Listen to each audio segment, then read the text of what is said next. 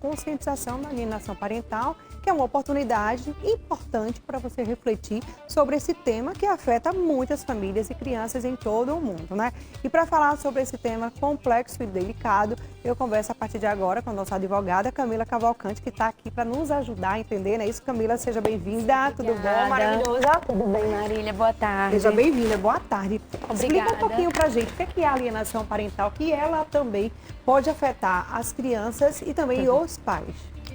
Boa tarde. Inicialmente quero agradecer mais uma vez o convite e dizer que é uma honra estar aqui esclarecendo esses temas tão delicados, né, para os nossos telespectadores. Então veja, hoje é o dia em que se comemora o combate, na verdade, à prática da alienação parental.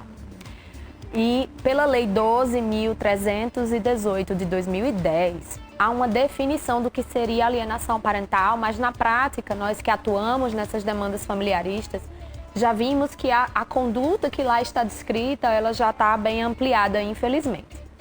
Então, a alienação parental é a prática daquele genitor, daquele avô, daquele avó, que esteja sob a tutela da criança.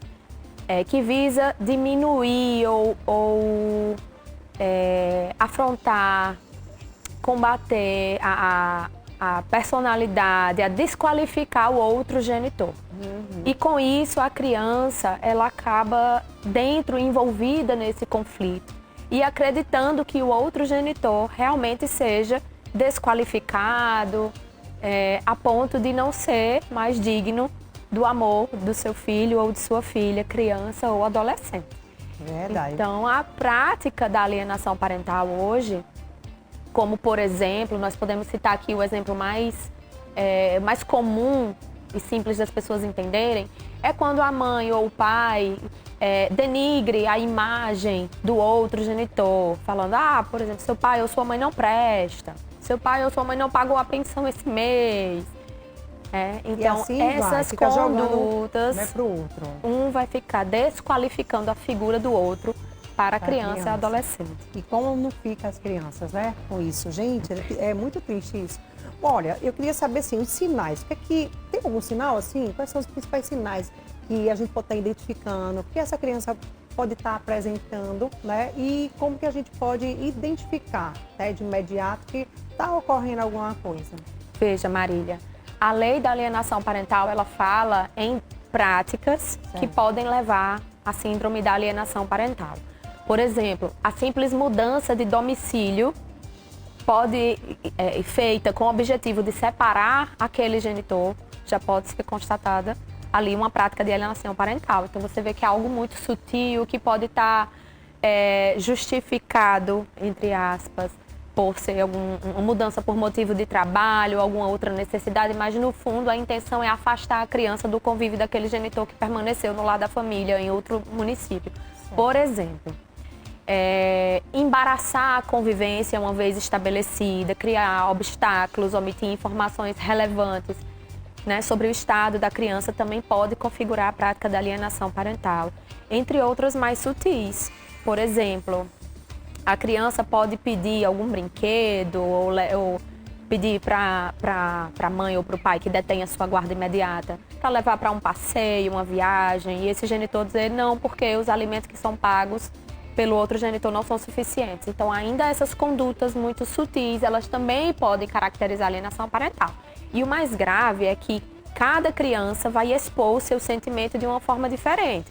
Tem criança que se automutila, tem criança que se retrai, tem criança que de fato não quer mais manter convivência nenhuma com outro genitor, o que é muito grave. É verdade. Então, E elas sofrem várias consequências. Muitas consequências. Além dessas. O impacto psicológico nessa criança e nesse adolescente pode ter repercussões gravíssimas a ponto dessa criança de fato rejeitar o outro genitor.